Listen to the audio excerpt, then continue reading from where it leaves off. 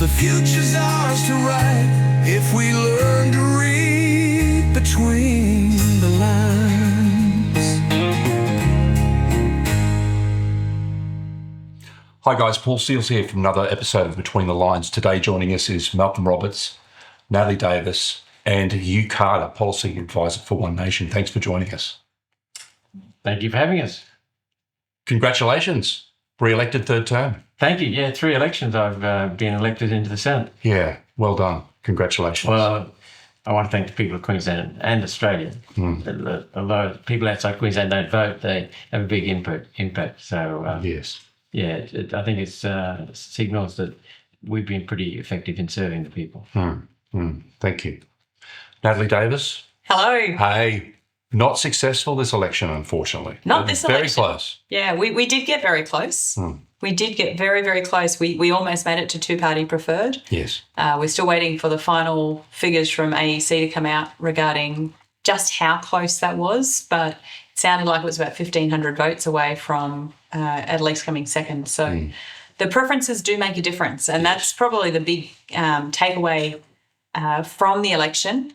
We said that from the start. The very first interview that we did, I showed you that PowerPoint. We looked at how important preferences are. Yes. And we saw that worked really effectively. I did actually get a good lion's share of the preferences in this electorate, which is why it came down to the wire. It was quite a nail-biting finish. Yeah, absolutely.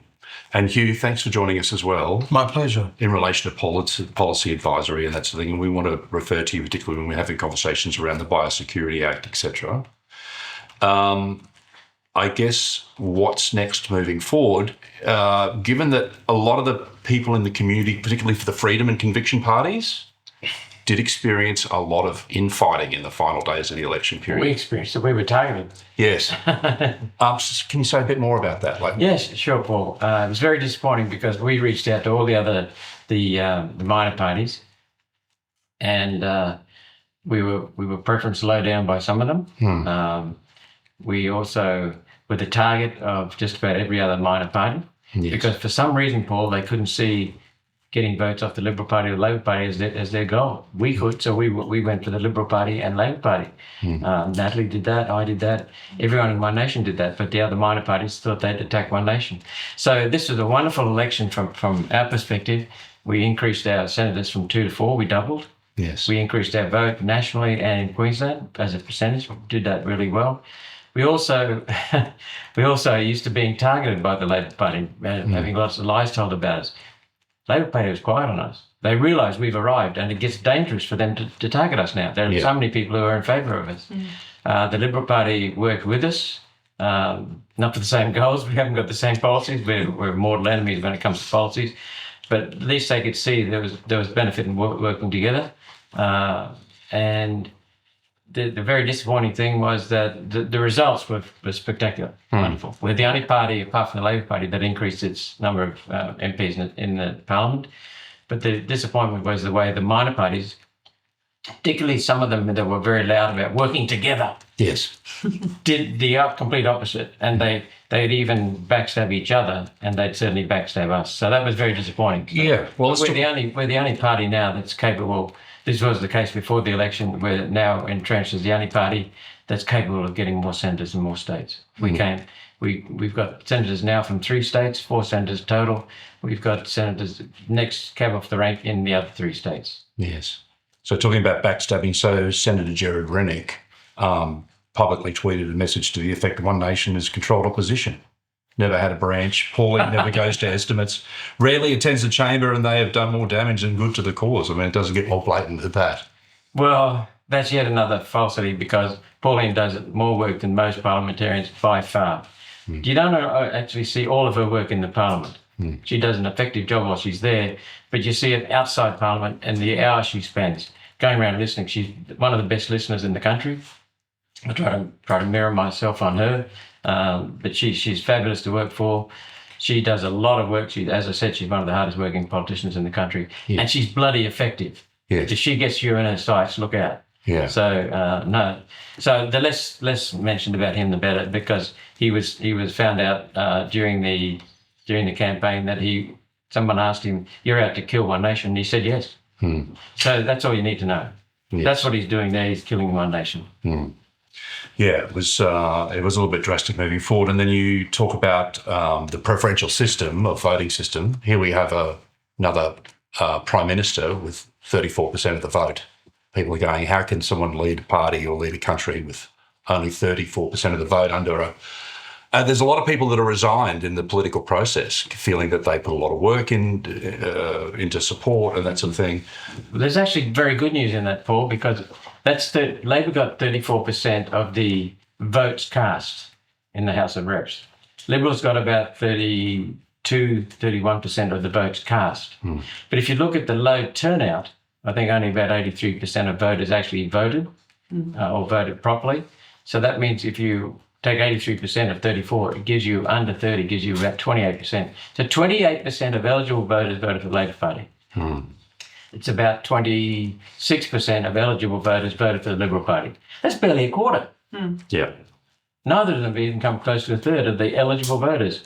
And what you'll see, the really encouraging news that we must share with everyone, and I share it repeatedly, is that 40 years ago, the percentage of people who voted for Labor or Liberal number one was 95. It's now 66 and falling. It's gone on a steady decline, and people are waking up. Many people used to vote whatever way their mums and dads voted, Labor or Liberal, and they kept going. And now they're starting to think. Yes. So the swinging voters, the people who actively take part in the election process and think about the policies, they're increasing. Yes. Some of the feedback that's in the market or with people as well is that they want to be supportive of One Nation, but they feel as if it's sort of a little bit dominated by Pauline's personality in relation to the party is concerned, making it, Pauline's directing the party rather than the collective of the group. Yeah, I've heard that. Yes. First of all, that's going to change, and I'll explain why. But first of all, I want to say that she's wonderful to work with. She came into my office in the first 14 months of me being in the Senate in 2016, 2017. She came into my office about 4 times. Twice it was to say, good job, mate, keep going, and left. Yeah. And twice it was to come in and say, Malcolm, you're heading down this path. These are the alligators. You're going to get it along the way. Be careful. Didn't tell me to pull out because she doesn't do that. She doesn't micromanage. She lets you get on with doing your job. But you better bloody well do it because she'll be down on you like a ton of bricks. Now, Pauline started a party. When she asked me to run with her in 2016, I said, okay, first I've got to check with my wife. My wife said, yeah, go for it. Okay. So she said, okay, sign up. And I said, no, not so fast, Pauline. I now got to check you. Yes. And we spent almost 12 hours one day, and she went through hell in starting this party. She took off because she's so in tune with the Australian people. She said what people were thinking. And as a result of that, she got 23% in the Queensland poll overnight. Labor and Liberals terrified. They did everything they can to stop it. They jailed her, let her out. It was false. It was cooked up. The actual legislation cooked up to nail her. The second thing they did was call her a racist, which she's never been racist. We're one nation, not many nations. We're one nation. And racism is about division. We're about unifying. The third thing they did was that they infiltrated the early branches in the One Nation Party, and they destroyed the party from within. She's never forgotten that. So she's had a policy of having state branches, but not local branches, and listening to the people directly, whether they're One Nation members or not, directly to form policies. That's how we form policies, and that's why our policies resonated so much. And that was a big boost to us. We've had the best policies of any party, of any election that I've been around for. And I don't just mean as a senator, I mean as a voter. Yes. Fabulous policies. But what we want to do now is do it in a very structured way to take it back to branches at the electorate level, state and federal. Okay, so if people are not aware of the political process or haven't been involved politically before, what does the branch process look like? How does that get created? Well, basically, it's a way of having a meeting, not rigidly run, but run by formal rules so they can take minutes and make decisions, and getting input from the branch members, from the party members in that branch, and then they can guide us on policy, and they can also take part in selecting the candidate.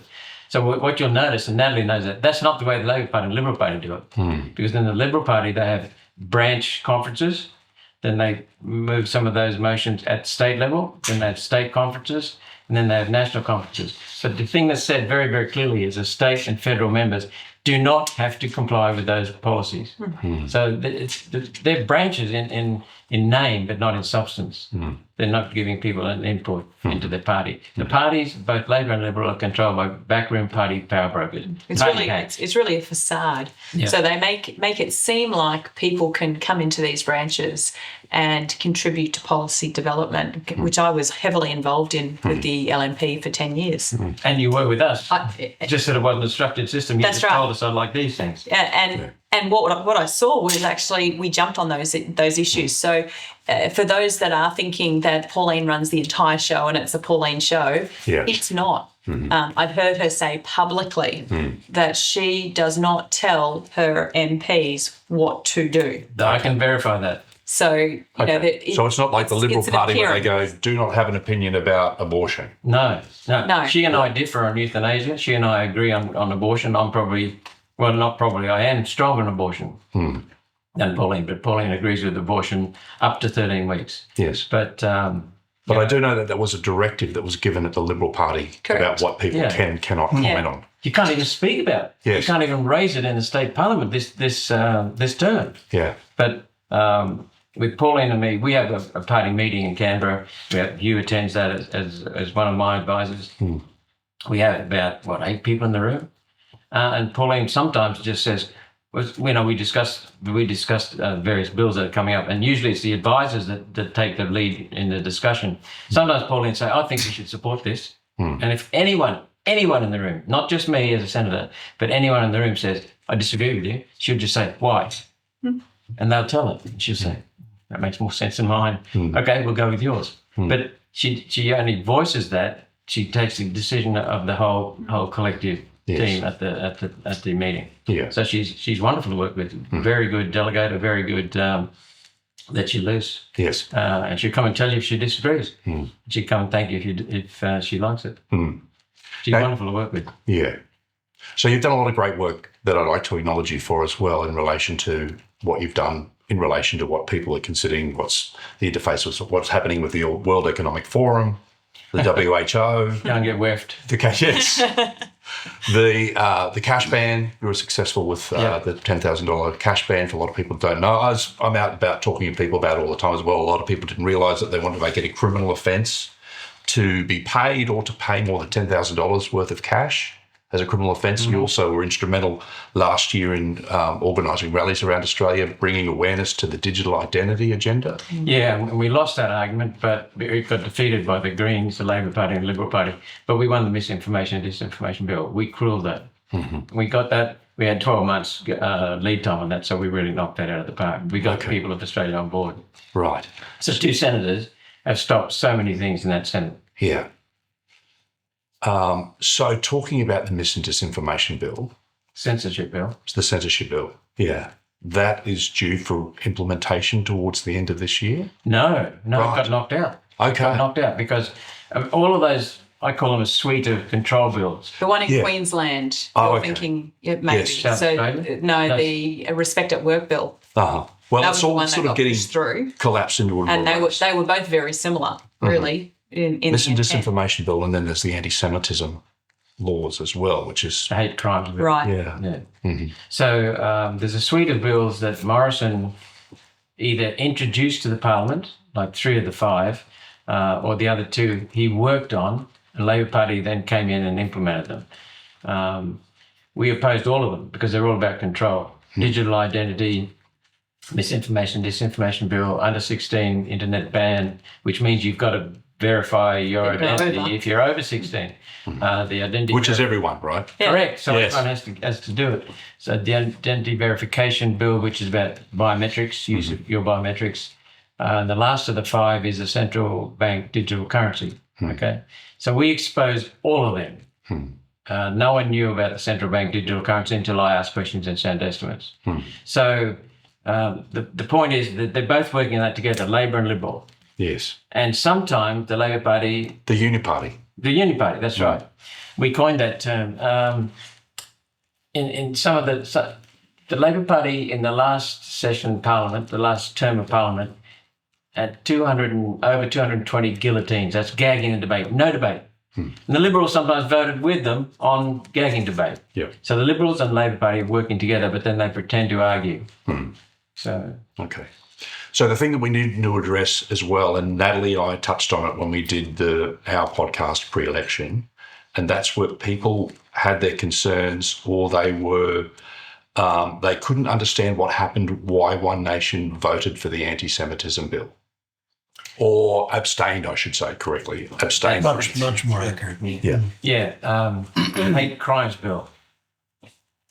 So can I just ask, what is the difference between anti-Semitism and hate crime? Because, I mean, technically, Semitism is really people of Middle Eastern origin, which No, it's usually anti. So that was And the, that's anti-Jewish, basically. it was the context. Yes. So that was the context of the time, and the hate crimes bill was submitted in quite order different. to address Yeah, quite different. the attacks that were going on. Yeah. But it wasn't just about religious fueled attacks. No, it was it covered attacks more. on people's health. For example, HIV sufferers have quite often been attacked or threatened with attacks. And any group of people that is threatened with violence or with the use of force is protected by that bill. So it's a hate crimes bill. Right. That's what it's called, the hate crimes bill. Some people have mistakenly called it the hate speech bill. It's not a hate speech bill, it's a hate crimes bill. Right. What we liked about that was that we don't think, Pauline and I look at each other and we say, we don't think people in this country should live under threat of violence or use of physical force against them. Everyone in Australia would agree with that, except for maybe a couple of people. But the wording of the bill, Paul, was so bad that it could have been extended to just about anything and given government control, and we did not want to see that. So we came to and plus Labor and Liberals guillotined that bill together, and that's something we don't like. So normally, there's no debate, or the minimal debate. Not many people got the chance to debate. We certainly didn't. Normally what would happen is if we like some provisions of a bill, we dislike others, and overall we're going to vote against it, we will say, we like this, we don't like this, overall we're going to vote against it. Our position is quite clear. And this one, we didn't get to speak, so our position was not clear. So we had made up our mind, Pauline and I, we sat down and discussed it, and we said we would oppose it. And then Pauline said, hang on just a minute. What about the people who are living in this country under fear of threat and physical violence? Said, you got a good point. She said, why don't we send a signal to them that we like the concept of protecting all Australians so they can live freely and without threat, but we can't support it because what I told you, the bill was too sloppily worded, too rushed. It had all the hate speech stuff that they tried to throw through that they had thrown through the Queensland Parliament. No, not in the federal. But it could have been, it was very sloppy interpretation. It could have also been interpreted as a limitation on free speech. That's it. And those who are supportive of free speech, which I would hope is just about everybody, would have been absolutely up in arms. So it was a lose-lose scenario. So what happened, Paul, was Senator Rennick, as soon as we abstained, we had the balls to abstain. Yeah. Which I think a lot of people were confused, and we covered. They didn't understand why. No, and then absence. The other thing is that there were 66 people, Liberal, Labor, Greens, some independents, who were voting in favour of it. So it was through anyway. So our vote didn't matter. So we used it to send a signal. There were 6 who opposed it. So our 2 could not have made, 2 plus 6 could not have beaten 66. So we used ours to signal it. But what happened was, when we abstained, Senator Rennick went straight out and cut a video saying, today, One Nation joined with the Liberal and Labor parties to support the hate crimes bill. Complete lie. So I went down to his office. He wasn't there. So I went down to the Senate. He was in the chamber. And I sat down next to him and said, hey, mate, this is wrong. You know it's completely wrong. And he acknowledged. And then I said, you need to take that down and retract it. He acknowledged. It's still up there. Right. And what happened was people believed that because they saw that first. We put out speeches that night on social media, the next day on social media, the next week, and in a German speech I addressed it, put all the facts down. But that lie from Gerard Rennick had got out. That's what fueled it. And some libertarians jumped on board, but I'll give Jim Wilmot credit and Topher Field a libertarian credit, and Ruddock, I think, from New South Wales. They they did not tell the lie. They did not jump on the bandwagon. So full credit to them. They're honest. So what happened, Paul, was that we did the right thing. We were going to oppose it, but we said, let's send a signal. So we abstained. And then a lie was told, and that was the end of that. Okay. So that's the other thing I need to mention.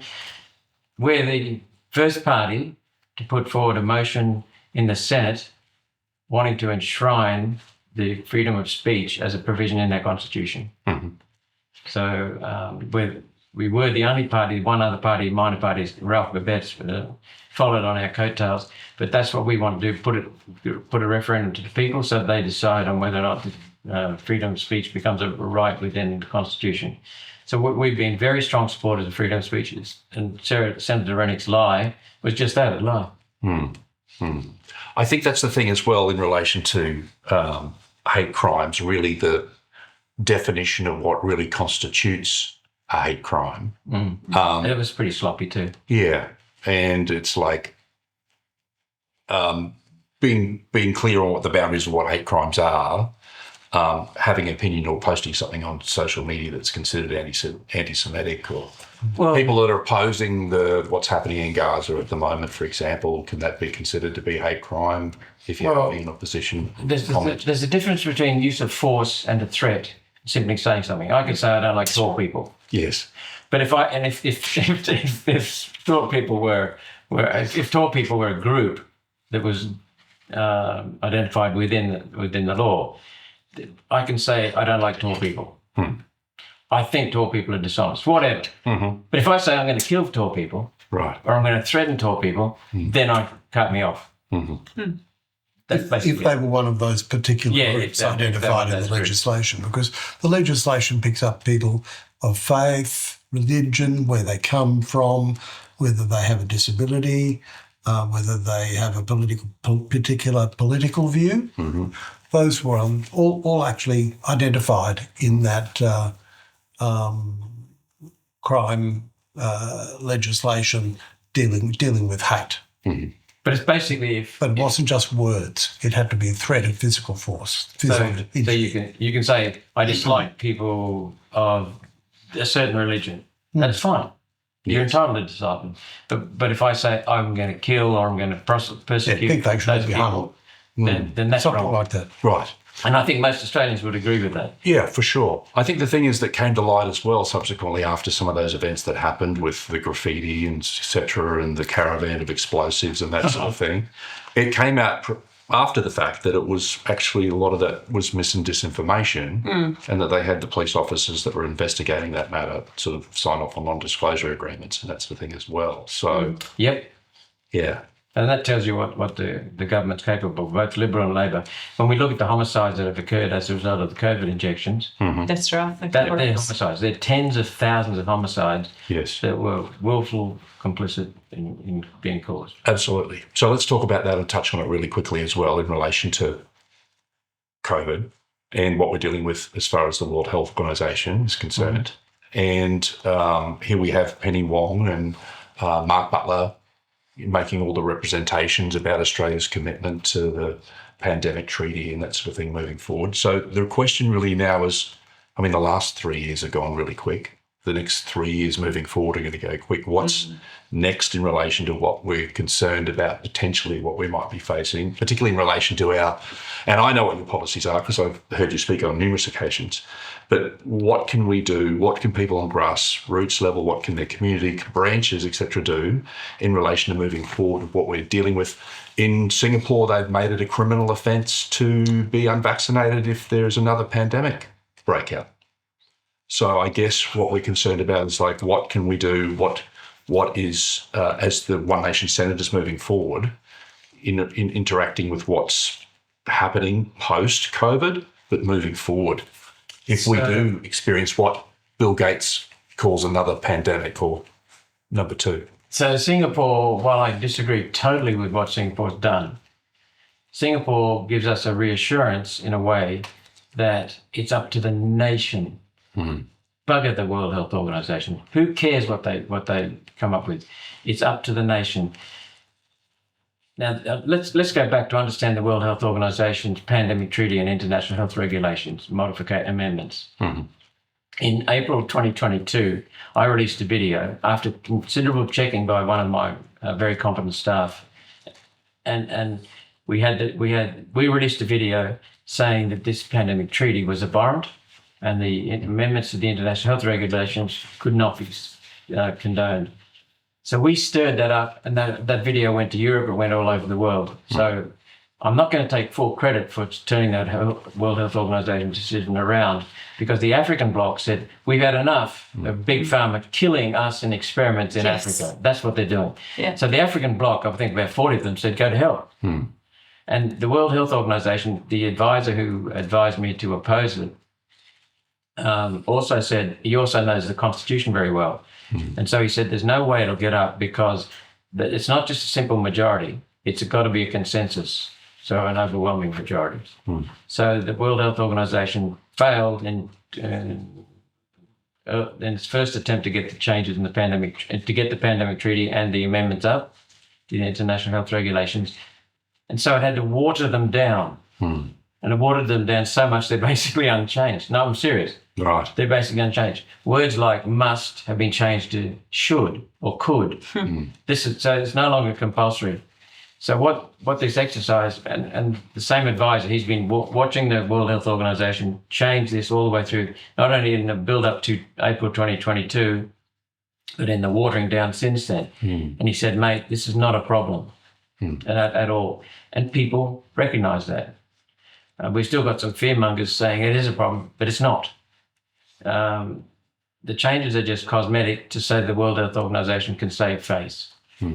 We still fundamentally opposed to it, because no one outside this country should tell us what we're doing. Yeah. That's true. And they can't, Paul. And here's Hugh. I'll ask Hugh, because he's an expert on this, constitutional lawyer. Yes. Also understands international law.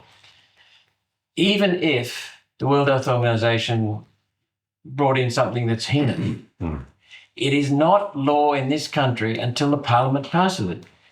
So it's got nothing to do with the World Health Organization. It's the politicians in the Liberal Party and Labor Party, the Uni Party, that determine whether or not it becomes necessary in this country.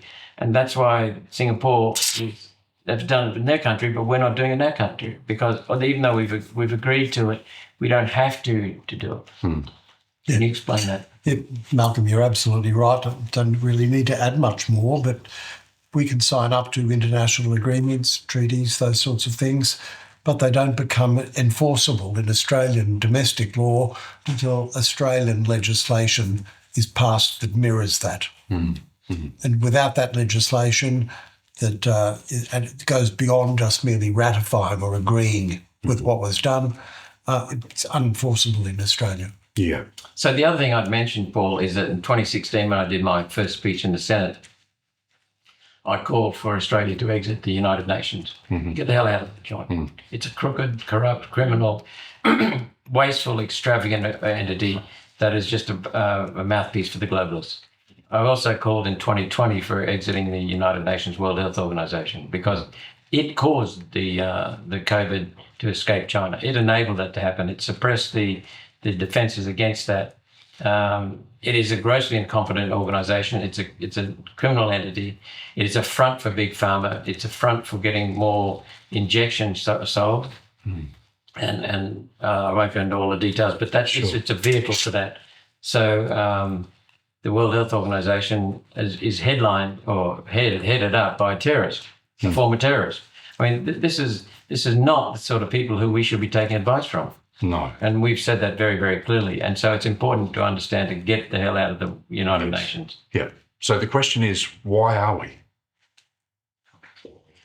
Because the Uni Party, both Liberal and Labor, they're two cheeks of the same arseholes, what I say. I hope your audience doesn't mind that, but that's the most graphic way. And the arsehole in the middle is the United Nations, the globalists. They're a front for the globalists. And the Uni Party, what happens is, Paul, the globalists want certain policies, like Sustainable Development Goals, the United Nations Agenda 21.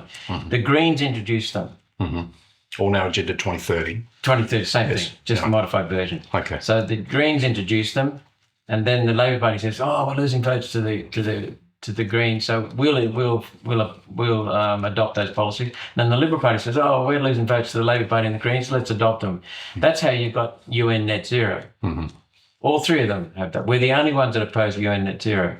That's how you get the Lima Declaration in 1975, signed by Whitlam's Labor government in 1975, ratified by Fraser's Liberal Party government the next year in 1976.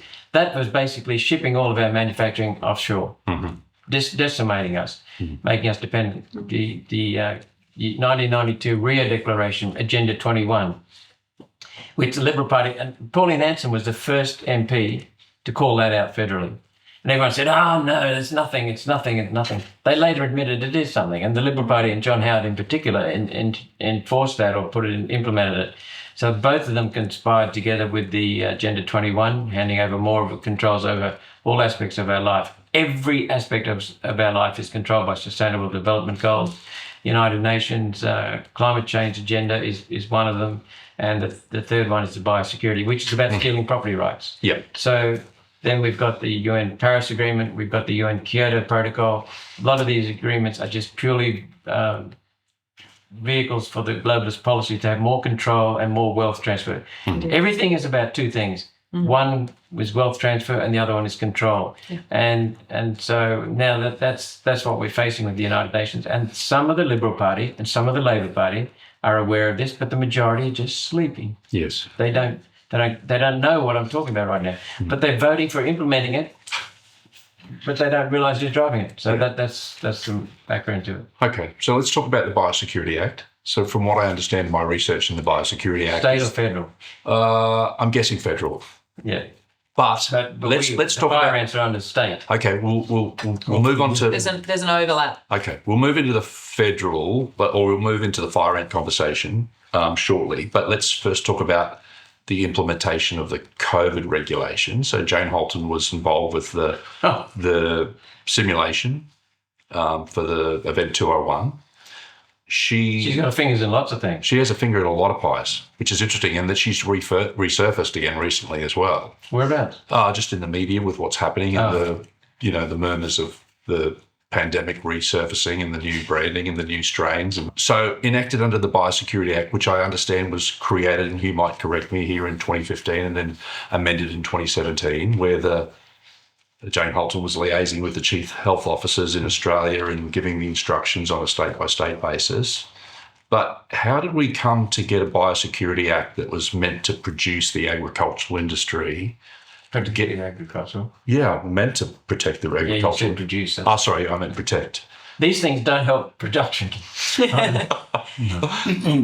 And then we've got the COVID scenario, or what's been put in place, or what we can implement moving forward for that not to reoccur similarly again, but also in relation to that's being used, I understand, from the Biosecurity Act in relation to the fire ant issue that's being used in Australia, where we've got producers that are getting treated that's saying that they don't have fire ants on their property and they're claiming that it has a toxic effect on their environment. And then there's also agricultural producers in southeast Queensland who are sitting with agricultural stock that's in storage that's just sitting there wasting away at the moment. How did we come from a Biosecurity Act to this situation with COVID, and then now we've got this fire ant industry that's being put onto us? Sure. Look, I don't draw too many analogies between the Biosecurity Act and issues relating to the fire ants and COVID, so I'll treat the fire ant issue separately. We've had them in Australia. Started off in Brisbane, in fact, in 2001. One nest, Port of Brisbane. And I think it may have been there up to 15 years earlier. Yes, and it could have been a long time there earlier, but it hadn't gone crazy. The government said, well, fire ants are bad. We don't disagree. Fire ants really would be better if we didn't have any of them. Don't disagree with that either. Yeah. What we do disagree, though, is where things are at now in terms of the mechanisms that the governments have chosen to try and deal with that problem. The fire ants have expanded. There are thousands of nests. No, tens of thousands of nests. Huge. It's very, very bad. They've spent over $1 billion so far. That's $1 billion. And there is absolutely nothing to suggest that they've made any headway whatsoever. In fact, it's now over the range. Yep. It was expanded from the port. They're still, in fact, spreading. Now, the It's approach... now in the Murray-Darling Basin. Yeah. Wow. The approach that's been taken has been one of let's eradicate them. That means let's wipe them all out so there aren't any left. They've been trying to do that, essentially, since 2001. Are they succeeding? Not at cracker. Let's consider how long they've had to actually work on that. Yes. And if one looks overseas, and states in the United States have been pitched by the program as an example, have they been able to eradicate them there? Nope. Have they been able to eradicate them successfully in any large scale anywhere? No. So what's been happening is it's kind of like a big experiment. Let's try to do this. Let's try That to sounds do like that. COVID. I would prefer not to draw the distinction. Just don't use the word safe and effective. I'll leave that alone. Well, the treatment programs to date, they've approached it from a position of dollars. And as we all know, that, money is the root of all evil, and it certainly is from my perspective, and I suggest when I explain what this is all about, that's part of the problem. You've got that quote wrong. It's the love of money that's the root of all evil. And that's important Well, but to the fire ant. Well, but I'm quoting me. Yeah, but that's important to the fire ant people. But it is the love of money that... It is the love of money that's driving it. All right. The government in Australia and Queensland particularly, because what's happening is it's governed by Commonwealth legislation, and it flows down into state legislation. But the Commonwealth government are the ones who are providing most of the money in relation to this. And they're providing most of the money because the arrangements between the state and the Commonwealth is that if it is an eradication program, wipe them all out, gone forever, then the Commonwealth will come to the party for the majority of the money to do it. But if it was only a containment management program, let's try not to let it get out of hand, but we might have to live with it, then the states would have to stump up the majority of the money. Right. The states have chosen In not particular, Queensland state. to. Yeah. And, of course, they don't want to spend their own And money. they don't want to do that. So the approach has been taken to call it an eradication program. Ergo, that's where the money will come from, somewhere else, the Commonwealth. And it's spectacularly failed. It's gone from one nest in the port of Brisbane to tens of thousands of nests as far away as Oakey in the Murray-Darling Basin, as far away as northern New South Wales, far away as potentially Caboolture. And so it's spectacularly failed. Yes. So we've had $1.2 billion wasted, and we've had, more importantly, huge damage to the environment. Yes. And we've had huge damage to people's livelihoods, businesses. We've had huge damage to people's health and the health of their pets. Yeah. This is just And livestock. and the environment. Thank you. Because as they're spraying or baiting, Yes. that is running off into waterways. It's running off into dams. Yeah. The hay is being sprayed. Feed is being sprayed. So you've got animals then, livestock consuming this. Yeah. You've got wildlife. I received a phone call today of somewhere that they'd sprayed and the entire lot of chooks that they had, the whole lot died. Wow. And they're doing this where there are no bloody fire ants.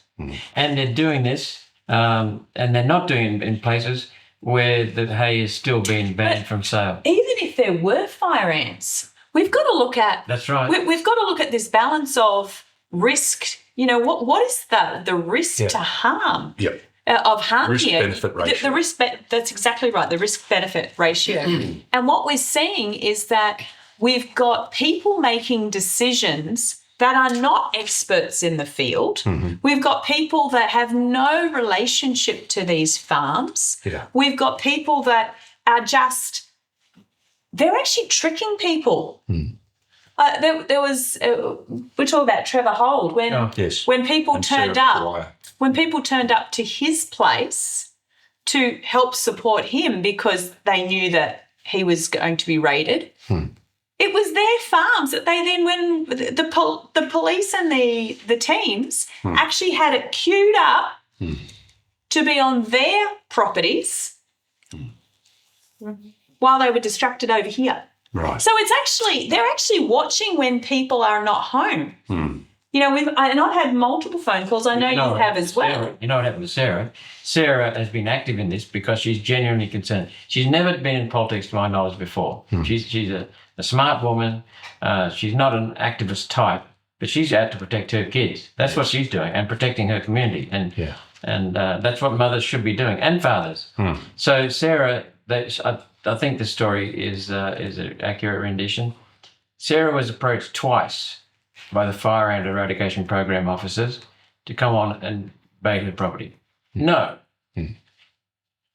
Okay. So then they got wind that Sarah would be at Trevor Hold's place. Yes. Within a few minutes of her leaving, they ran the door and baited her properties. Is that right to you? Is that? Close enough. It's accurate, but what I mean is that's not in accordance with the law. No. Well, okay, the law is problematic in this area. The Biosecurity Act, in relation to this particular issue, essentially gives the team the right to go and bait. Consent is not a sub-issue required. They don't need consent to go into people's property. But there is, within the Act, a let-off, and then it says they can do that, and the property owner can, in fact, push back and not cooperate if they have a reasonable excuse. And a reasonable excuse is one that would normally be determined by a court, not a bureaucrat or a police officer. Why are police there? Because police now seem to be constantly being called in to support the eradication team to go along, and it's very intrusive. So what is a reasonable... What is a reasonable reason? That's a very good question, because it's not defined anywhere, and it's a decision that is a judicial decision. It's not an administrative decision. Yeah. So when a bureaucrat makes that call, and sometimes the bureaucrats seem to be the low-level officers who turn up at the phone gate, who make a call, and to date have denied every excuse that has been put up. They have ignored medical conditions and medical certificates. They've ignored issues relating to people whose cattle or animals have died as a result of earlier exposure to the same chemicals that they're talking about now. Other reasonable excuses could be where the team are in fact not satisfying the conditions that attach to the permits that would normally allow the spreading of the chemicals to go ahead. I'll just take a few moments just to talk about the chemicals involved. I'm not I'm a lawyer. I'm not a scientist. Well, but I've certainly looked at done the research in it. I wanted to mention to you about the products as well. Like some of them I can't even pronounce. So how do you pronounce it? Pyriproxyfen. Yeah, and S-methotrexate. Yeah. Now, with the pyriproxyfen, it's the very first condition of use. It says, do not apply as a preventative measure for red imported fire ant control. That's exactly what they're doing. I'm wondering That who is the very manufacturer... first condition. Okay. Do not apply if rain is expected within 6 hours. Again, because of it being able to be washed into... Yes. Do not apply directly onto water. And in fact, in Sarah's circumstance, it was applied directly into Dawson Creek in the Sanford Valley and killed off every living thing going up of marine life going down the waterway. And Hugh and I visited it. They took us, Sarah and her team community team took us there. There's no life to be seen. And And Sanford Valley, as I said, does not have a single fire ant nest. There's no evidence. So they were doing it to prevent, on the basis that they were preventing it. The other thing is they were doing it around houses. They were from a helicopter, indiscriminate. Well, I was just saying that we're talking about being on foot, but what about people that are distributing via helicopter and And aircraft? they're also doing it in over forests where fire ants don't like forests. Yes. So it just makes no sense until you realise that what they're doing is they're distributing chemicals. Someone's paying money for it. Yeah. Well, my question is, who's manufacturing these chemicals? That's the question I have. Who's getting the big dollars? Yes. The love of money. We're back to that. Follow the money. And then there are those who are paid significantly to distribute it as well. But then the other side in of terms of application. Yes. And then the other side of it is, what are the health ramifications of this down the track? And does this all connect to Big Pharma just in a backdoor way? Or big ag. Or big ag. Or Big Ag? So we've got to ask ourselves a whole bunch of questions here. But these chemicals are toxic Not only to humans, but to the to environment. wildlife. So, the question I had, Paul, and it's a real simple one, biosecurity.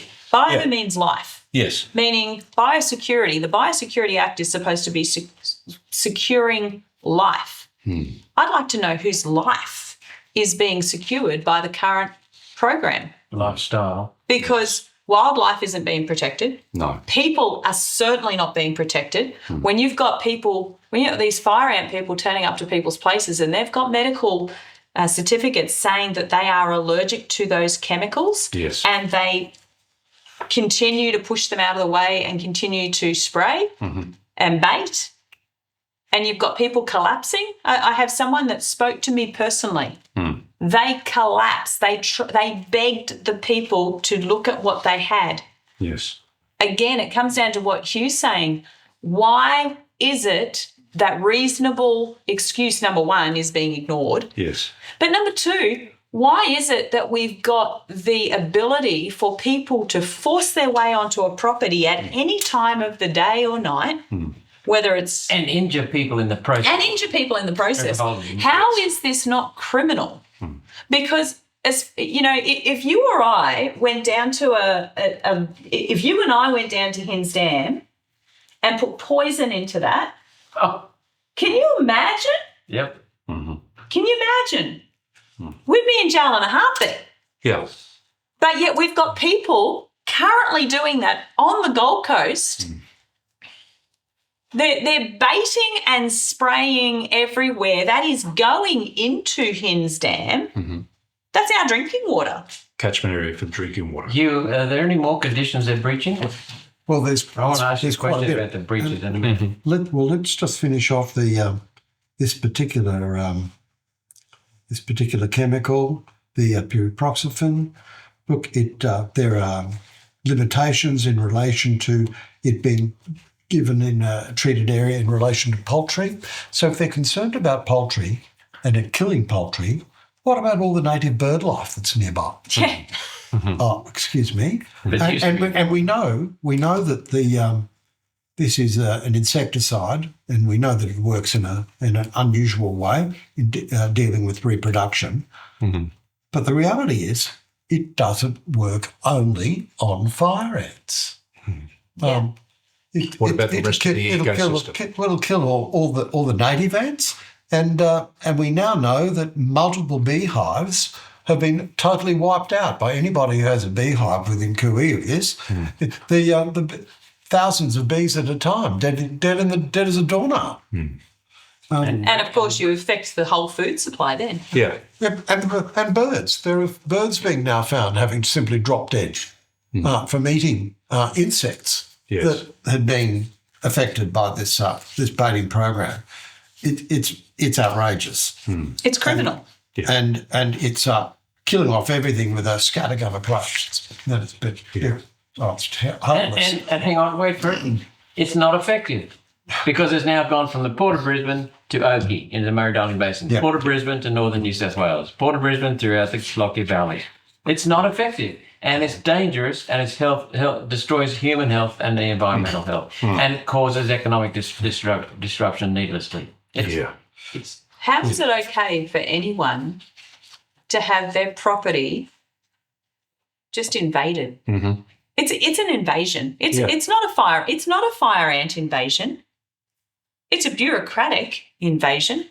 And we've got people that are heading up this Department of Primary Industries that have very, very little experience. If we look at the qualifications of these people, they're great team builders, awesome team builders, great HR leaders. I've seen this. The buzzwords are just phenomenal. It's hilarious. So we've got Graham Bolton, the Director General, interestingly only appointed in May 2024, who spent 5 years in the Middle East where he was responsible for Qatar's national growth and development strategy, strategic planning for the new metropolitan rail work and precinct, legacy planning for the 2022 FIFA World Cup, and negotiations for the Queensland Cowboys Stadium.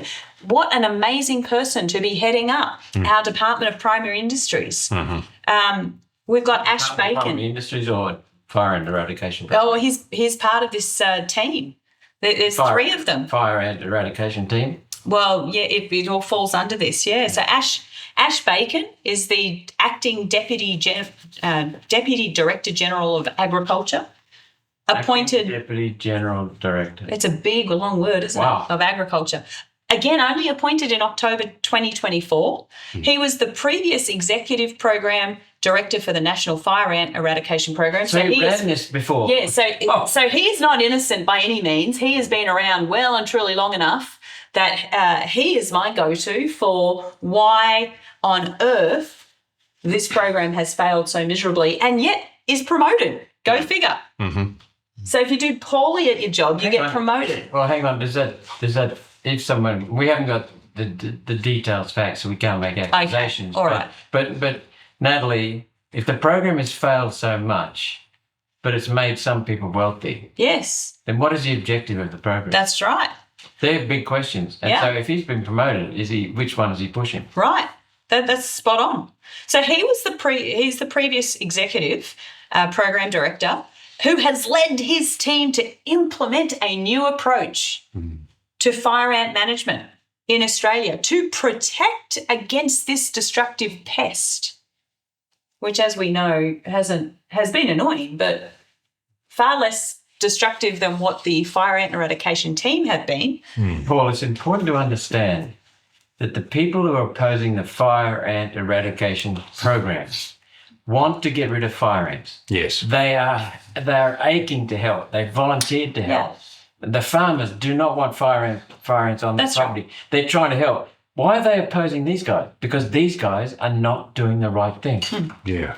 So his qualification, this is Ash Bacon, he holds a tertiary qualification in business. That doesn't sound like chemicals. Applied sciences, okay. Public policy analysis and international sports management, as well as qualifications in program management and change management. So his skill set is in developing high-performing teams. So how does he, I mean, you're not an expert at all these chemicals, but you know enough English to clearly read the manufacturer's concerns about how to use these products, and it's pretty clear to me that we're not using them the way that they're supposed to be used. So you actually have the MSDS, the material data, what do they call it? Material safety data sheets for these products. Yes. Let's talk about the other chemical that is used, S-methoprene. Yes. Look, it's also obviously a bug that's designed to knock off fire ants. It doesn't have the limitation that says it should not be used as a preventative, so it is used as a preventative. But there are problems in relation to how the conditions are certified. You can't or do not apply if heavy rains or storms are forecast. Within 3 days. Yeah. And certainly for the purposes of that, they set out how much water or rain might be expected in that period. But there's a really interesting little bit in terms of critical use comments. It says, to reflect potential operational difficulties in aerial baiting adjacent to water bodies, unintentional application into the water up to a distance of 1.5 metres from each bank, that means 1.5 metres from the bank into the water, has been assessed and determined as acceptable. But do not intentionally apply the product into the water. So you can unintentionally, but not. So we're spraying. Hang on. The next really interesting bit is in relation to the descriptions in the safety data sheet for S-methoprene, which basically says S-methoprene is highly toxic to marine life. So highly toxic marine life. Only if you do it deliberately. Highly toxic for marines, but it's okay to put it in up to 1.5 meters Away from the edge. either side from the edge, as long as you don't intend to do it. Yeah. Well, give that to any lawyer to play with to ascertain what that really means. Whoops, I just shot you, Paul. Oh, but it wasn't intentional, mate. So Yes. I'm not a murderer at all. Yeah. Just outrageous. So I love this next bit, though, that was on the DPI website. And so ASH apparently believes in collaboration, stakeholder engagement, and community involvement to drive success. This belief underpins his leadership philosophy and approach to public sector management. This is everything that is not happening in the fire ant eradication And he program. was the previous leader of the program. He still is. So Well, he's on the board, isn't he? yeah, so both him and Rachel Che, I assume that's how you say her name, they are the two gurus leading this whole thing, my understanding is. So there is no collaboration because they're ignoring everyone. No public consultation. There's no public consultation. They don't want community involvement unless it's to be part of their teams to spray. Yes. And I did actually hear early on, when they first started the program, they were actually using people from the jails, but people's places were being cased. Right. So they had to actually employ people. Corrective services. So, we have got a absolute debacle of an issue here, which is not being fixed, which is doing more harm than good, and now is actually threatening our entire water and agriculture and people's lives. Yes. And meanwhile, the fire ant zone has expanded. Yeah. So And we've wasted $1.2 billion. and we're using police officers, which we need on the streets dealing with domestic violence, let alone everything else that's going on because of the number of call-outs Yes. and the priority that's been placed. We've got our police that are tearing their hair out, and we've got police cars putting their lights on to signal traffic control on the road, and now we've got police going out with fire ant eradication people because they know that they're getting challenged by people that don't want them on their land. In accordance with the law. Yeah. Yes. Yeah. We've got a problem here, We do have a problem. and it's criminal. So It has to be stopped. So I've been to various forums. I've spoken to some of them, just listened at others. But let's see, Boona, over the years, I think the first one I attended was Gatton in about 2017, from memory. That's vague. And it's a state issue, but I've taken an interest because of what Sarah and Hugh, what Natalie and Hugh are saying. I've been to Gatton, I've been to Boona, been to the Gold Coast in Tallabudgera, Currumbin, Sanford. And these people are wanting to get rid of fire ants. Yes. They just detest the way that they're trying to do it for two reasons. It's unsafe, it's unhealthy, it's hurts the environment, and it's not effective. And they're getting bullied and having their property rights stolen. But in Gatton, to give you a sense of how they don't consult, in Gatton, they came in, the fire ant people came in, the state bureaucrats, and they said, right, must have had about 70 people there. And they said, right, there are 3 booths up the back. Go and ask them questions. And I stood up and said, no, the people have come here to listen to you and to ask you questions and hold you accountable. Yes. And other people started standing up. And they said, no, we're not going to do that. Go to the back and ask the questions booth. We eventually prevailed, and they started answering questions from the floor. But they're doing the same kind of thing in Boona. They don't want to be held accountable. They're just running away from accountability. When you've got a failed program like this, you can see why. But look, I made a list of some of the behaviours: hypocrisy, lies, potential fraud, but very serious questions about conflicts of interest, gaslighting, unlawful intimidation, pretense. They've got, so I heard from Sarah today, she's heard stories that some people are now getting an offer from the fire ant eradication team to treat a square metre of their property. Then they can tick it off as treated, and the residents say, that sounds much better than getting a whole lot done. So, yeah, okay.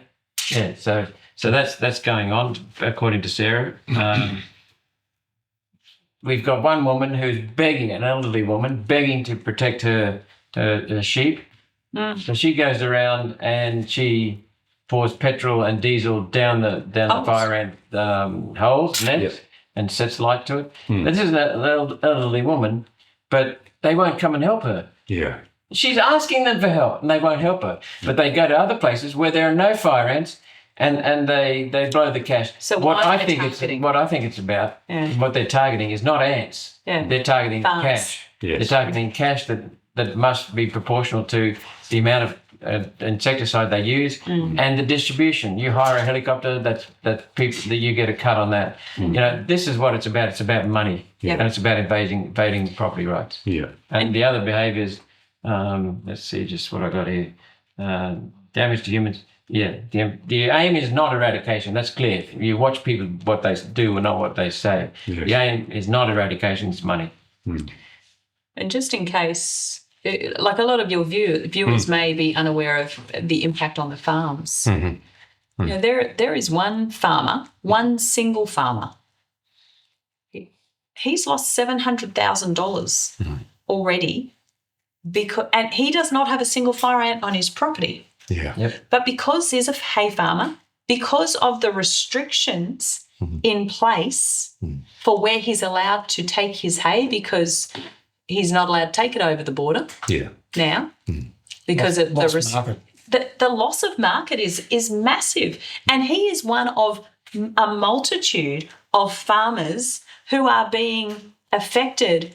So it's not just the inconvenience of someone being on your property, and it's not just the toxicity, if that wasn't bad enough, but the economic losses in the Lockyer Valley and in the scenic rim have been massive.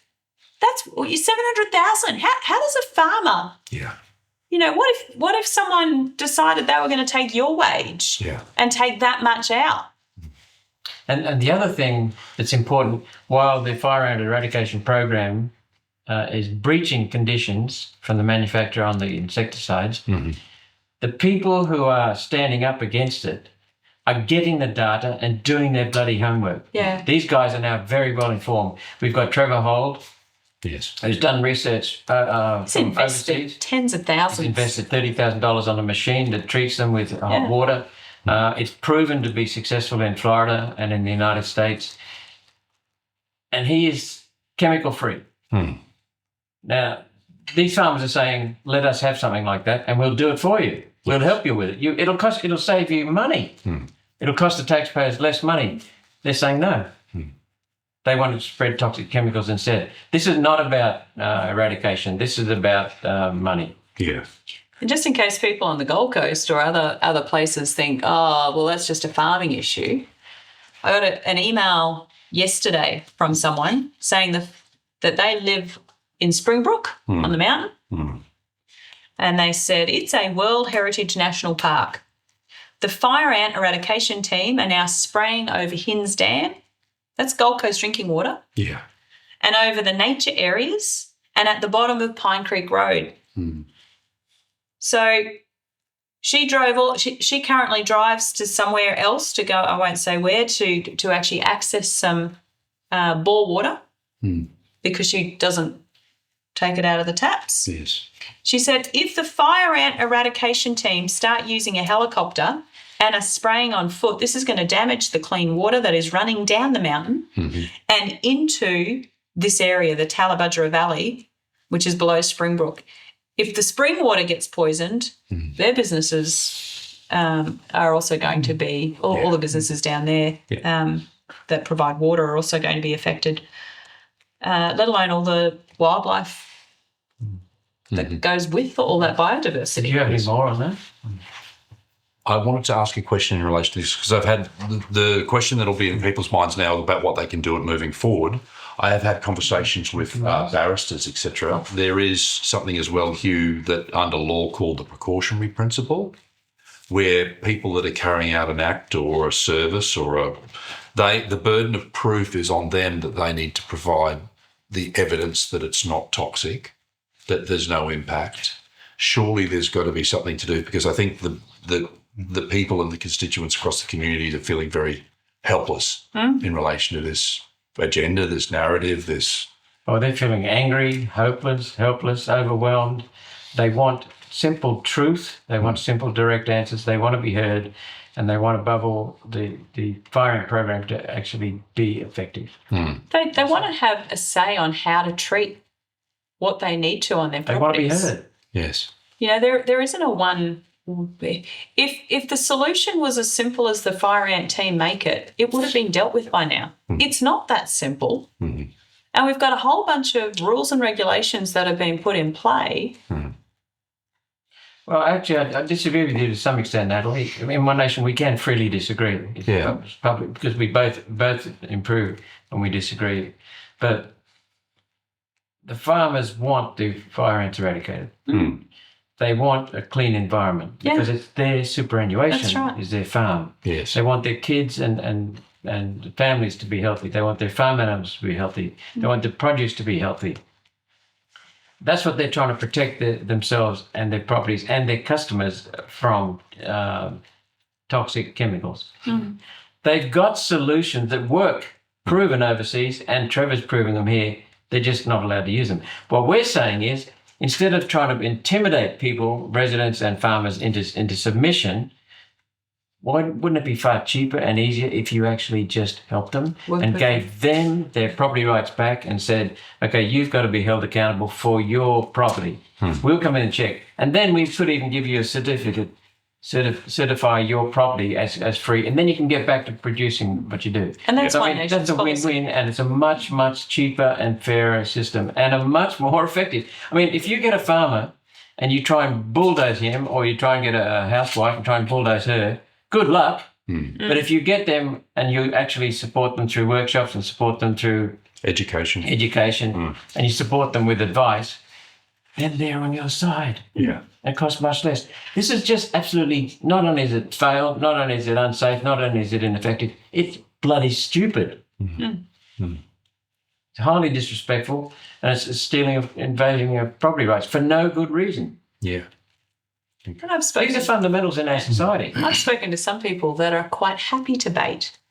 Again, let them have a say. Yes.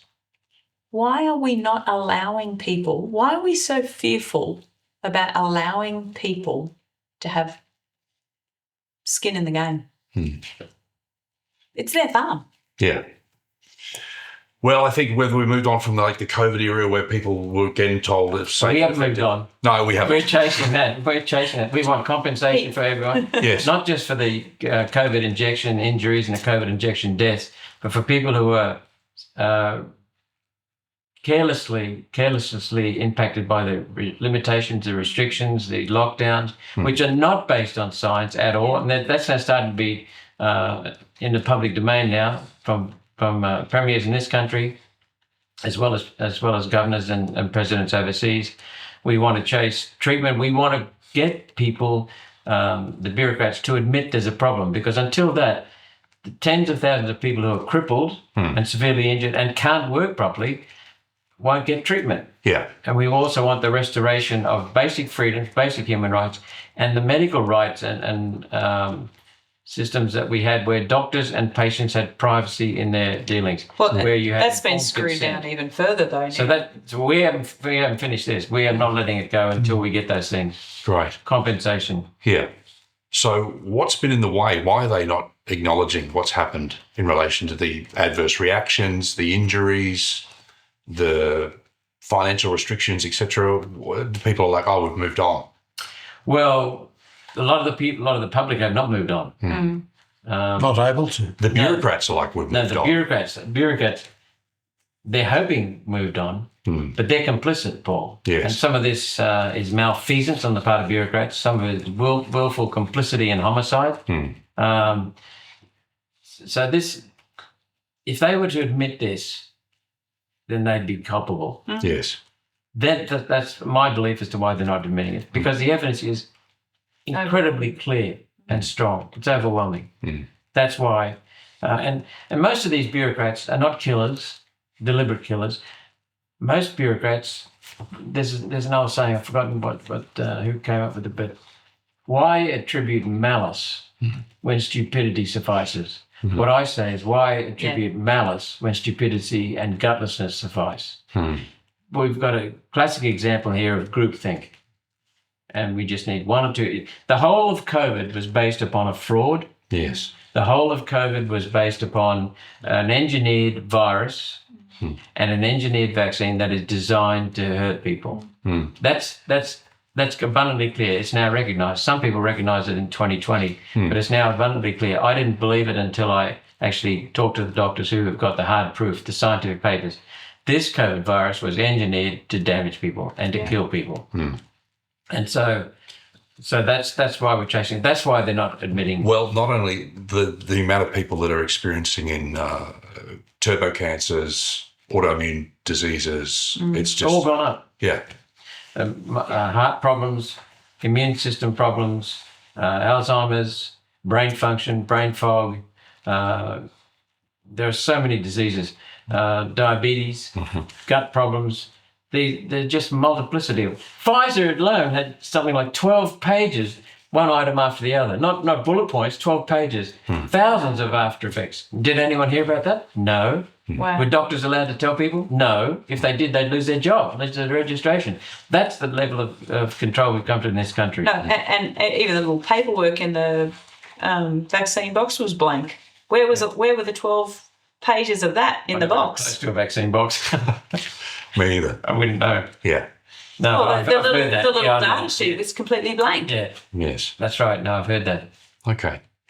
So moving forward, 4 senators for One Nation.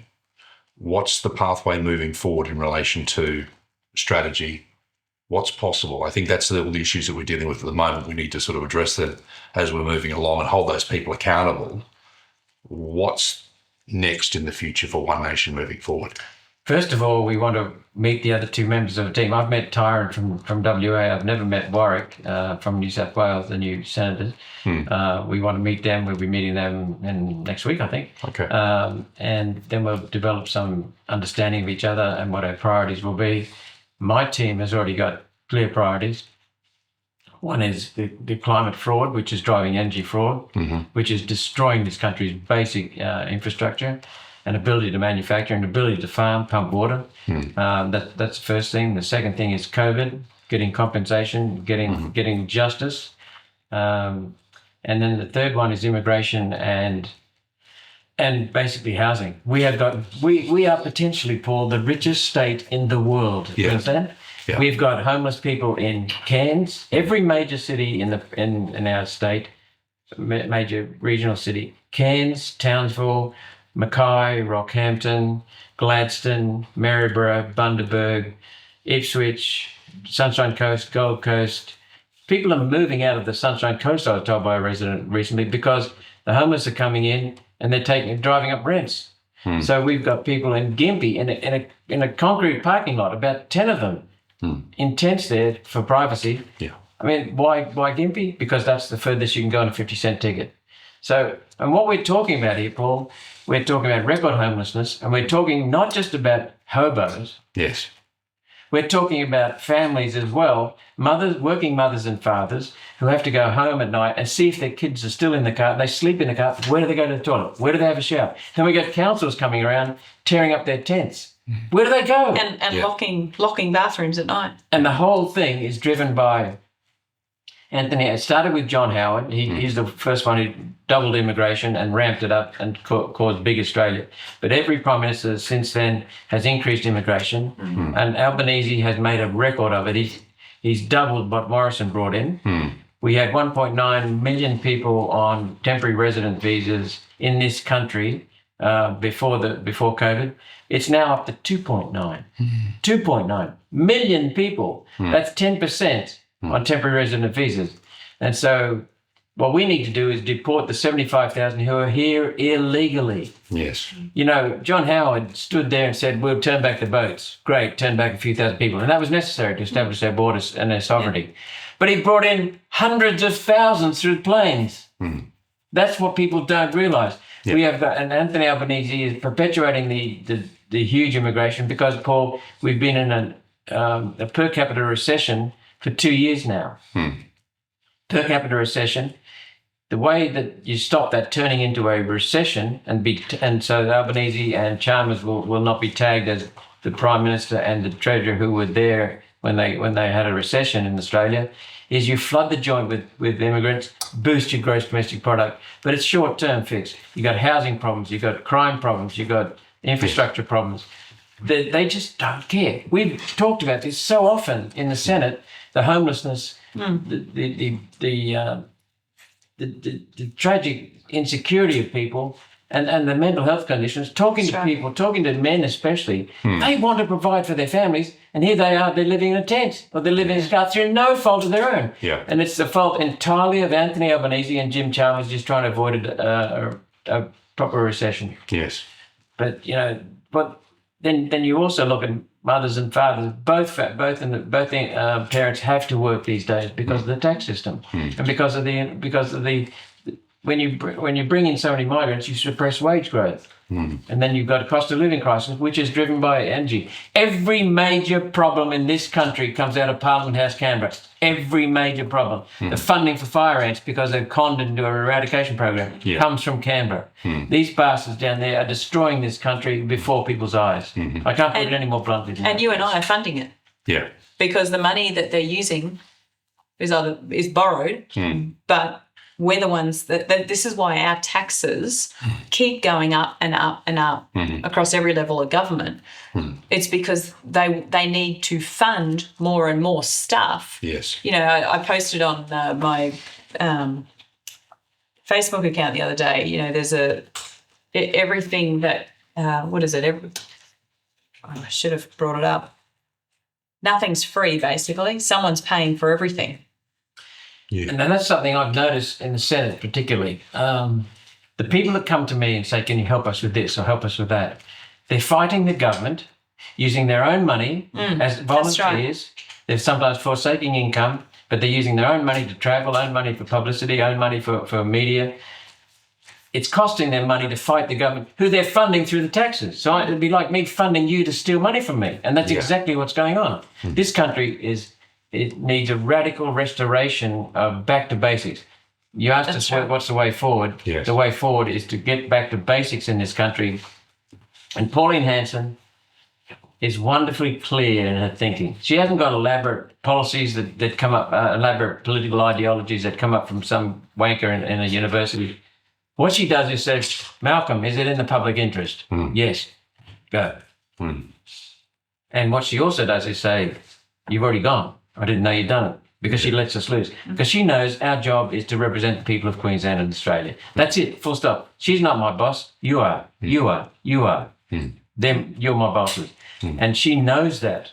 So all she does is give some guidance and some steering. Yes. Because she's got an uncanny political instinct. And she's got female intuition. Yeah. Not saying that just because Natalie's here either. Yeah. And then moving towards the end as well for the conversation, and I just wanted to get a little bit of in-depth behind you, Malcolm, as well. I wanted to get clear on what it is that drives you moving forward. Being in the political space, providing service is not an easy task. You have to deal with a lot. It has a lot of personal pressure. It has an impact on your life. You have to deal with people in public rallies like myself that question you about the suppression orders of pedophiles. I love questions. Yeah. What is it that drives you in relation to what you do? What is it that has you spend your life, given 3 terms is a significant period of time, that drives you moving forward? What's your why? I was a manager. I graduated with a mining engineering honours degree, right? And then I decided I better, that only makes me potentially useful. So I better start really learning. So I worked as a miner at the coalface. various mines around the country, and that was wonderful education. And then I worked my way up to the ranks in management and became a mine manager at a very young age. And the second mine I managed was a big and complex mine. And one day, and when I arrived there, they had a stop work meeting every day at an evening shift. Right. Because they didn't trust the management. After 18 months, I was walking home late to the car park about, late, it was getting dark. And I thought, why am I happy? And I turned around and saw the record piles of coal. The production was record. The safety standards were much, much higher. And I thought, it's not that. It's the fact that we don't have stop work meetings on evening shift. And the fact that people come to work, go down, get changed, go down, come out, get changed, have a shower and go home. No hassle, no fuss. And they're working hard. They're making excellent bonus. So it was, I remember one miner, when I used to go underground a lot, I visited him on the way in. He said, I asked him, where's the team leader? And he said, how the hell would I know? I'm just a miner. And I stopped. I don't get angry with people very easily. I said, Arthur, you are not just a miner. You're turning the lights on. You're putting coal and steel for cars, for everything in our society. That's a hell of a job. So what I like doing is setting people free.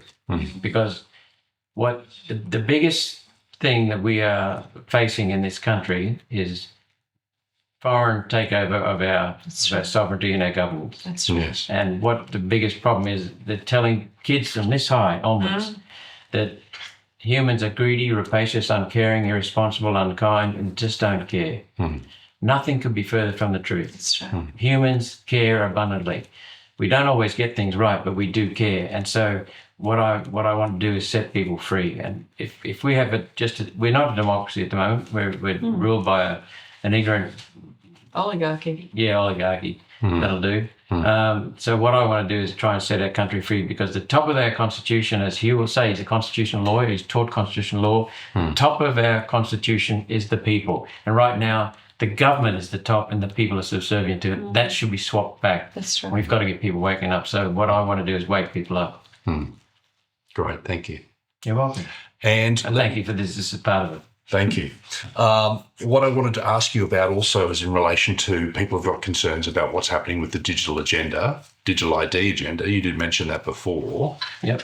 Given that the government forced it through the end of last year, and then the digital ID to set the foundation and the precedent for central bank digital currencies. Then People the social credit system. And a social credit system. Well, that's where it ends up. Yes. Then they've got control. Yeah. But people just go, well, that's just happening in China, Malcolm.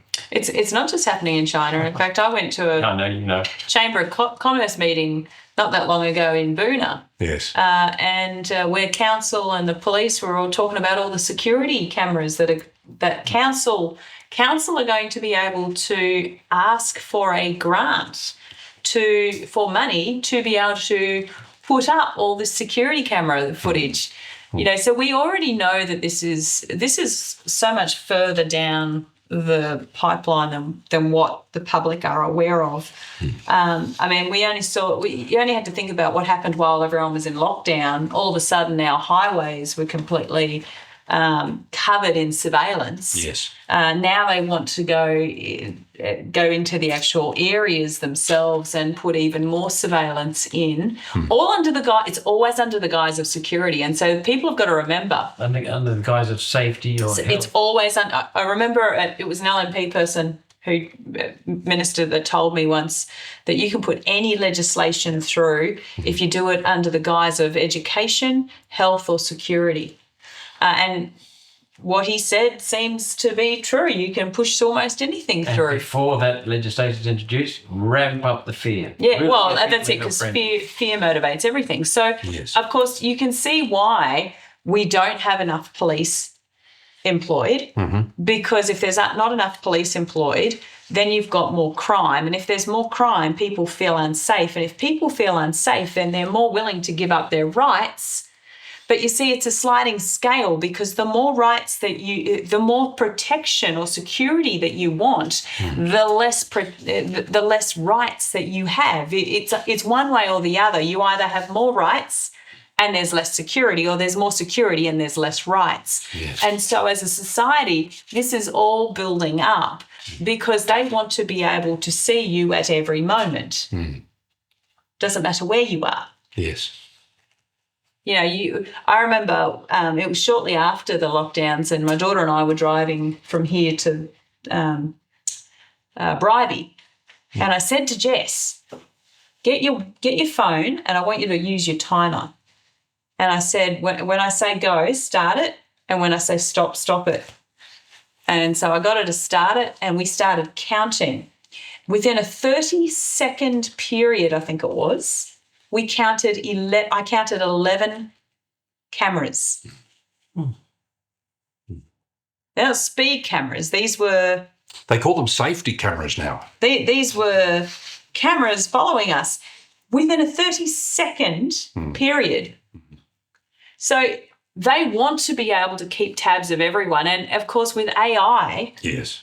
It's not an individual that's running the data. It's all going through AI, which means that they can record and know exactly where everyone is travelling and the predictability of it. And who you're travelling with. And who you're travelling with. Yes. But therefore, they've got a complete schedule, basically, of what your general routine is at all times. Smart meters on your electricity. Yeah. So they can shut down electricity if you don't comply. That's right. And we were all sent out letters to say if you weren't wanting to comply, you didn't have to, and you could write to them, and I did, and several others did. And then a month later or 2 months later, we got a second letter to say, actually, we're not going to allow you to opt out now. This is going to happen no matter what. So we have forgotten that government derives its power from the people. Governments do not have limitless authority, but they do when people abdicate their responsibility. And right at the start, you asked about the election result and how is it that the Labor government were able to get in with such a small result. So I'm going to circle back to that. They got in again because we have so many people that either don't turn up to vote or they vote informally. Yes. Deliberately. Well, yes and no, because in this election, the percentage went up. And I know from scrutineers and from people that were OICs, officers in charge, that it was a higher than normal result of informal votes. And they weren't all blank. Actually, I would have won a few booths if it wasn't for people only marking 6 boxes instead of the 8 that they had to mark. So we've got a public that have largely disengaged. They're believing false rhetoric that if they don't want to side with what the government is doing, that they should just avoid voting altogether and have the fine. So we've got people completely abdicating their responsibility as a citizen. So when you do that, you're going to actually play right into their hands, and we're going to have corruption at the highest levels. So we need people to re-engage with their responsibility as an Australian citizen, and that means vote. Not only does it mean vote, but it actually means, can you get educated and find out who you're voting for? And why? And why? People had no excuse with One Nation. Our policies were all up. All our phone numbers were there. They can call. We were so accessible. But people have to stop this complacency. They have to stop the fairy tales of, if I don't vote, I'm sending the government a message. No, you're playing right into their hands. Stop it, wake up, grow up. They have to get involved with the process. And the other thing, Paul, is we live in what is supposed to be a democracy, but it's not effectively a democracy. Yeah. For a democracy to be a true democracy, you have to have active citizens holding members of parliament accountable. Correct. Being part of the electoral process, being informed when they go to vote, voting, of course, and many other duties. Most people are not doing that. So we don't have an active democracy, we have a passive democracy. And a passive democracy turns into apathy. That's right. And then it turns into tyranny. And the form of tyranny these days is not holding a gun to someone's head like Hitler, or a jackboot or a tank. So if I hold a gun to Natalie's head, you know that I'm in control of her. Yeah. But if instead I get Natalie and Hugh from when they're this big and start indoctrinating them, which is what is happening and has been for decades in this country, then they don't even know they're being controlled. Yes. Because they don't know right from wrong. That's what's going on in this country, where we're destroying some of the biggest potential in this country, and we should be in abundance. Yes. So, Absolutely. but it comes from every bit of human progress comes from ingenuity and creativity, providing we give them cheap power and good infrastructure, and just turn it over to the humans. That's why my aim is to set people free. That's what drives me, because that's how you get human progress. The globalists are trying to restrict human progress so they can greedily get it all. But if they can make everyone free, they can have even more. Yes. Well, the interesting thing is with what's happened during the period of COVID, and then also with whether we're talking about fire ants, the government we're talking about particularly the Queensland state government at this point in time, has made coercion a criminal offence. And I joke with people about it and say, where can I ring up and report the Queensland government?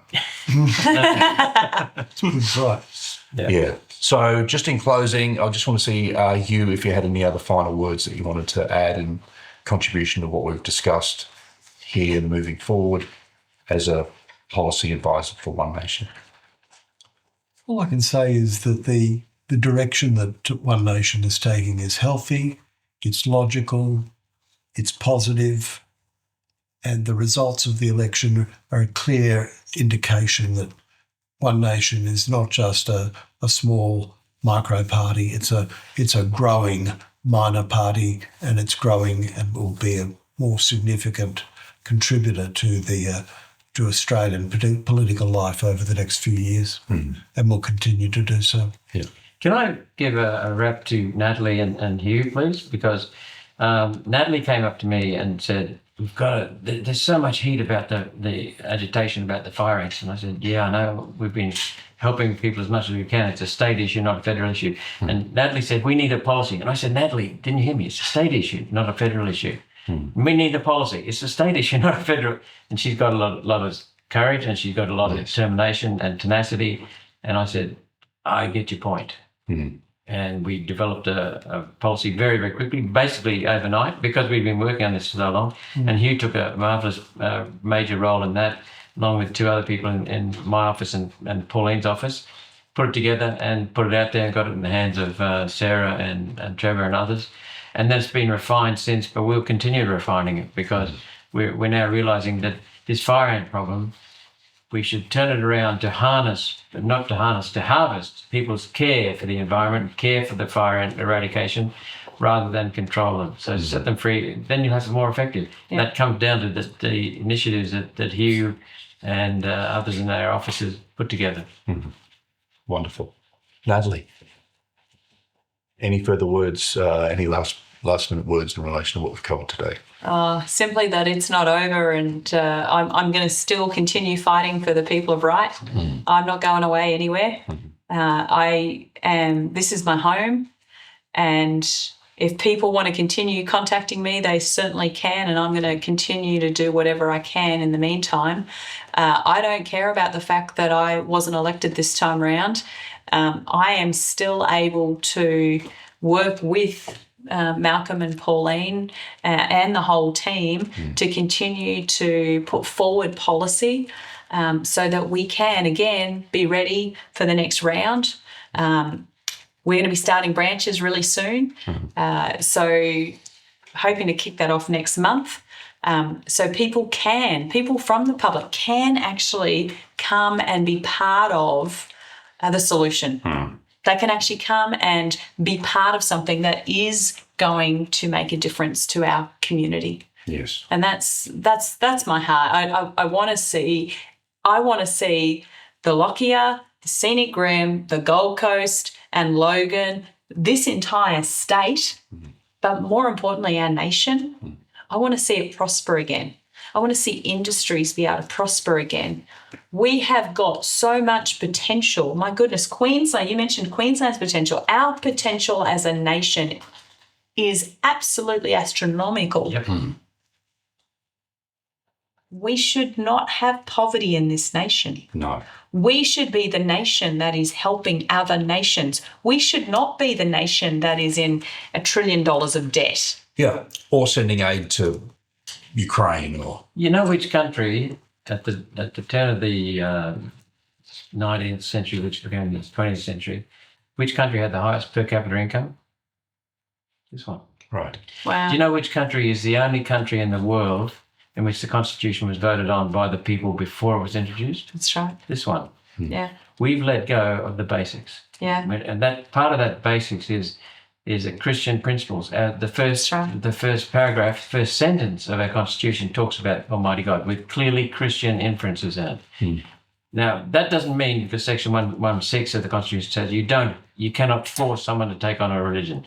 Christians don't do that anyway, because if you force someone, they're not true believers. That's right. But my point is that decline in Australia's results, not its potential, is due to the abandonment of proper governance and due to the abandonment of Christian principles, and we need to get them back. And the church leaders, you need to stop being woke. You need to get back to Christian principles as well, because that's why people are leaving you. That's why they're leaving you. So we need to restore Christianity and its Christian principles in the way we govern. Yeah. Okay. And the number one principle, forgiveness, and number two, truth. Loving each other. Yeah. You know, most of the stuff that we spoke about today really comes back to a lack of love for, love your neighbour. Are we actually loving each other when we do some of the stuff that we've just talked about? Yeah. That's not being a good steward over your environment. It's not being a caring person towards your neighbour. So I love humans, but unfortunately I detest most politicians. Which must be a conflict of interest, given that you are one. Yeah. Most. Yeah. Any other closing words and comments? No, that's it. Thanks. Okay. Thank you very much Wonderful. for what you're doing, because the free, independent media is the vehicle for truth and justice and freedom. So keep going. Thank you. So Hugh Carter, Natalie Davis, and Malcolm Roberts, thank you for joining us. You're Very welcome, Paul. welcome. Thank you. Thank you for having me. Cheers. Thank you. Thank you for joining us for this episode of Between the Lines podcast. We hope you enjoyed it. If you could please follow and subscribe to any of our YouTube channels, Spotify, social media platforms, etc. And we're also seeking any potential partnership and sponsorship opportunities that might exist. So please contact us if you have any interest in that. You can find us via our website, which is btl.media. Thank you for joining us until we dig into our next story, Between the Lines.